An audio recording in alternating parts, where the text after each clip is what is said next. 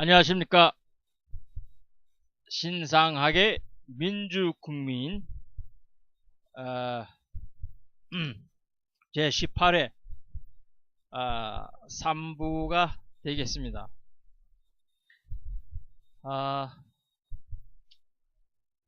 계속해서 하겠습니다. 힐러리 해법을 우리가 다시 추진하는 것도 생각해 볼 필요가 있겠습니다.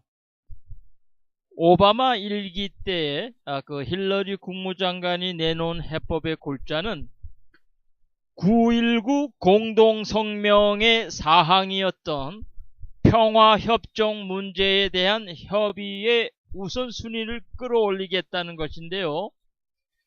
당시 힐러리 장관은 북한이 핵을 포기하면 미국이 세 가지를 해주겠다고 했었습니다.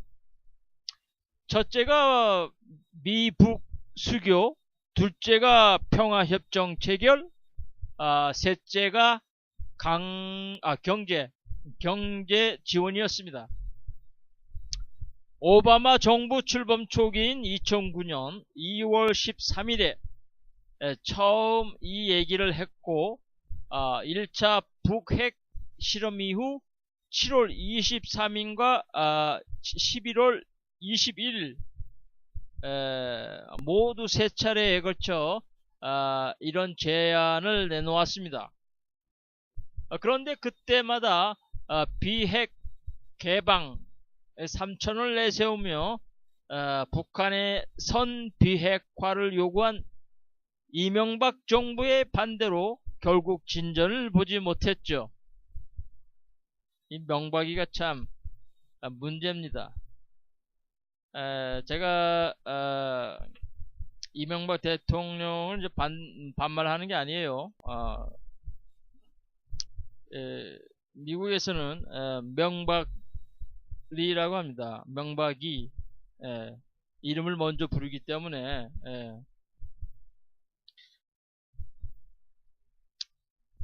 하여튼 이 명박이가 참 문제입니다. 미국으로서는 명박이 한국식으로 하죠. 이명박 정부가 자꾸 말리니까 이러지도 저러지도 못했고 그런 입장을 정당화하기 위해 나온 말이 바로 그 전략적인 인내, strategic patience였습니다. 북한이 위협적인 행동을 해도 거기에 놀라지 않고 자세를 바꿀 때까지 기다리겠다는 그 아주 애매한 정책을 정당화하는 개념이었습니다. 박근혜 정부는 오바마 1기 정부의 발목을 잡던 이명박 정부의 전철을 밟지 말아야 할 것입니다.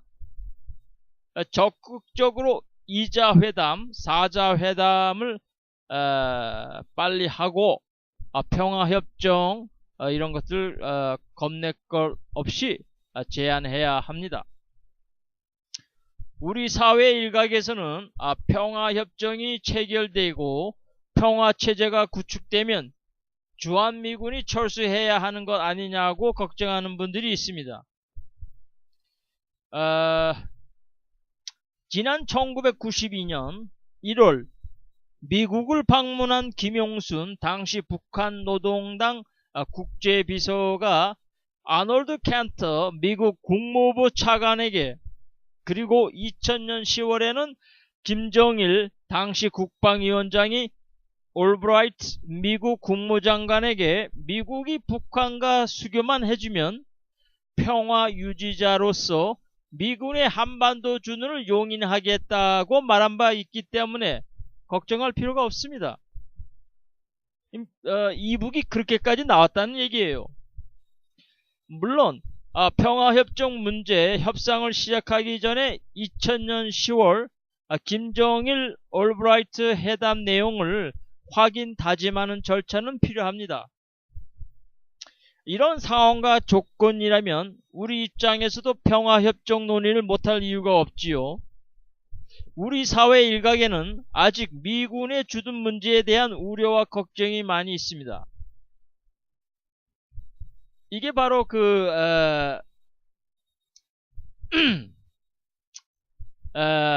보수, 꼴통 보수들이 집권할 때 국민들에게 아주 우매하게 교육시키고 계몽하고 홍보해서 그렇습니다. 2009년 힐러리가 주한미군 문제에 대한 대책도 없이 평화협정 우선 논의를 제안하지는 않았을 거 아닙니까? 그렇죠? 이번 캐리 장관의 사자회담 언급도 난데없이 튀어나온 얘기는 아니라고 봅니다. 그렇지만 평화협정 논의를 빌미로 북미 관계가 너무 진전되면 한국이 소외되는 거 아니냐, 이른바 통미봉남에 대한 우려가 나올 수 있고, 또 개성공단 문제라든가 남북관계 개선에 관한 요구가 나올 수가 있겠죠.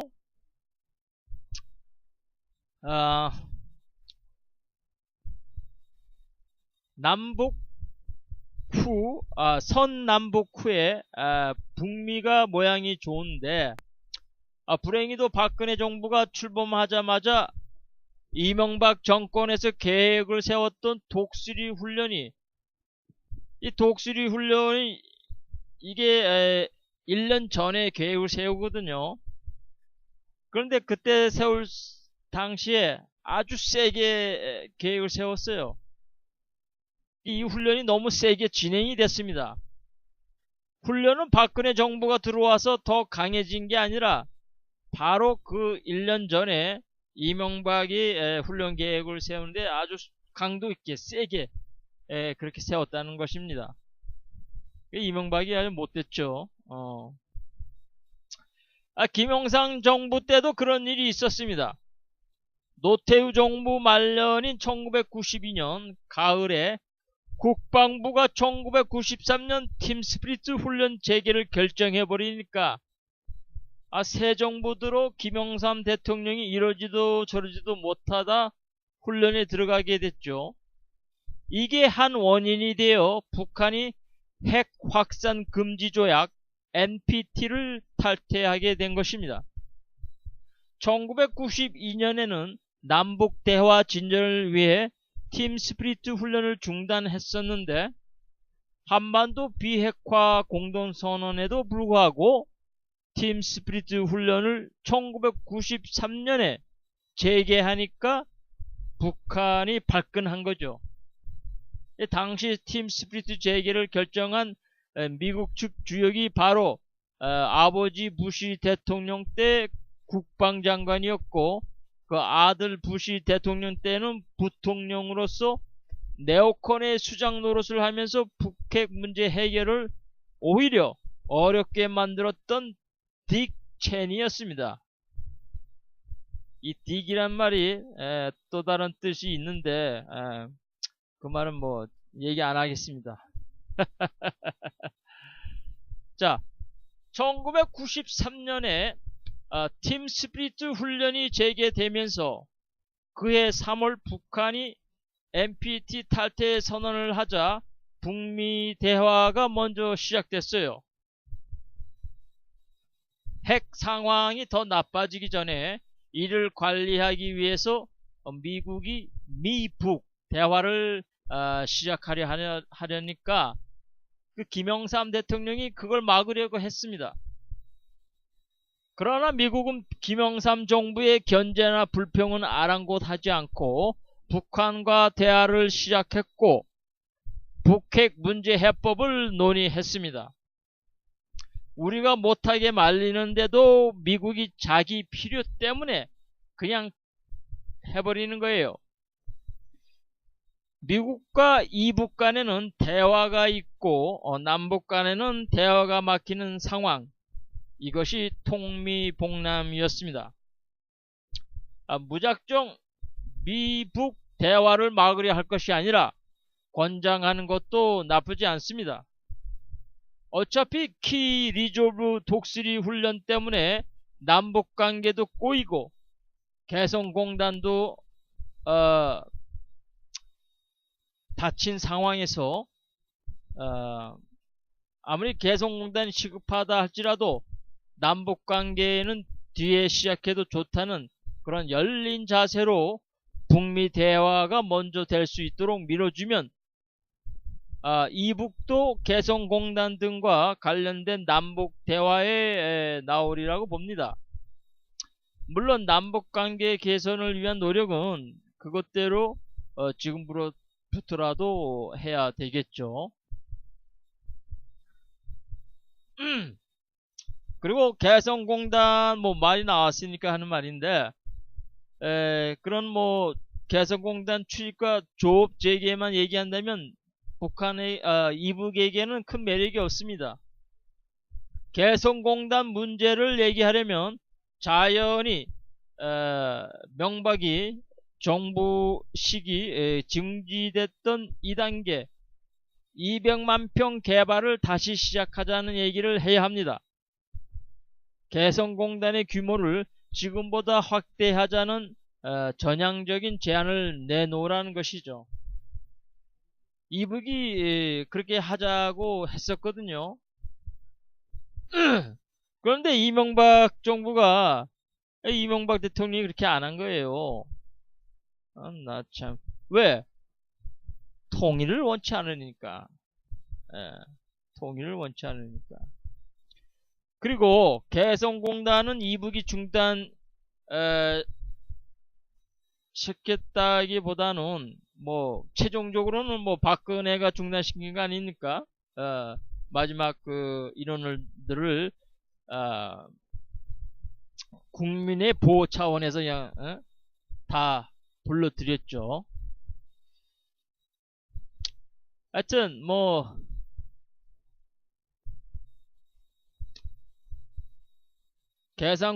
개성공단 문제 하나만 가지고 마치 계란 노른자만 쏙 빼먹으려는 식으로 접근하면은 별 효과를 못 볼 것 같다는 얘기입니다.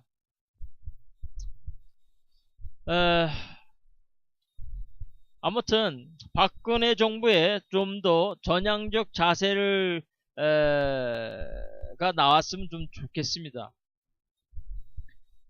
한반도 신뢰 프로세스라는 것도 아주 구호 차원이지 구체적 내용이 없어요. 이번 위기 대응 과정에서 우왕좌왕했다는 비판도 있고 한반도 평화체제에 대한 확고한 신념과 프로그램을 가지고 있는 걸로 보고 있지는 않습니다.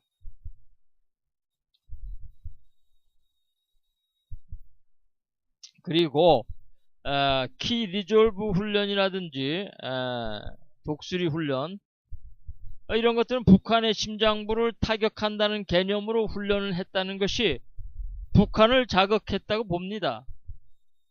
그러기에 북한이 강경 대응한 거 아닙니까? 바로 이어진 독수리 훈련에서는 B-52, B-2 폭격기에 F-22 전투기가 뜨고 핵 잠수함 이지스함까지 왔다 갔다 하니까 북한이 그에 대해 격렬하게 저항하게 되는 것이죠. 그러니까 이남 정부, 이남 쪽에서 한 행동은 지들은 생각을 안 해요. 정말 열받습니다. 김대중 대통령 정부 시기에는 그 김대중 그 전 대통령 자신이 1971년 7대 대선 때부터 남북관계에 대해 연구를 많이 했었고 또 15대 대선 직전에는 그 아태 평화재단을 통해 3단계 통일론까지 내놨기 때문에 그때는 그 통일에 대한 로드맵이 있었습니다. 지금의 신뢰 프로세스에는 그런 게 없지요. 없지만 그 김대중 정부 때 있는 것들을 그대로 그러한 잘 만들어진 것들을 선례를 잘 따르면 되리라 생각합니다. 근데 하겠나요? 쓸데없는 자존심 나와서 안 할 겁니다. 한반도 신뢰 프로세스 로드맵을 만들 때는 외부 전문가들의 의견을 잘 받는 것도 필요하겠죠.